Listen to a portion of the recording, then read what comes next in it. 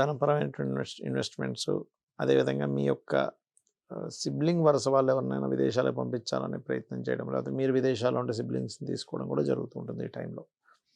అయితే మీరు ఎటువంటి ప్రాపర్టీస్ తీసుకున్నా కూడా ఆల్మోస్ట్ ఫిబ్రవరి 10th లోపలే తీసేసుకోండి. ఫిబ్రవరి 10th దాటిందంటే మరలా కొన్ని విషయాలు మారుతూ ఉంటాయి.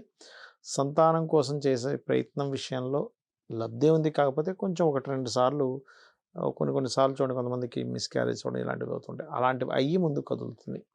6లో ఉన్నటువంటి శని ఒక రకంగా చెప్పాలంటే కర్మప్రదాత కాబట్టి మనం చేసే నిత్య కర్మాది సంబంధించిన వాటి మూలంగా మన భవిష్యత్తు అనేటువంటిది బలంగా ఉంది. ఇక ఇష్టపడి వివాహం చేసుకోవాలనే ప్రయత్నం కూడా కొంతవరకు మీకు ఫలిస్తుంది. అందులో ఎటువంటి సందేహం లేదు. అదేవిధంగా ఈ 9లో గురువు ఉన్నందుకు సర్వసాధారణంగా మీ యొక్క లగ్నానికి గురువు పాపి కాబట్టి కొంచెం గురువులతో తెలియని చిన్న మిస్‌అండర్‌స్టాండింగ్స్ వచ్చే ఛాన్సెస్ ఉన్నాయి.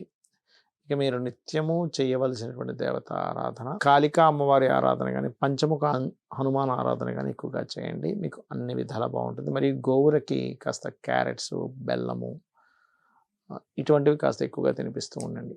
చేస్తున్నట్లయితే అన్ని విధాలా మీకు బాగుంటుంది. శ్రీమాత్రే నమః.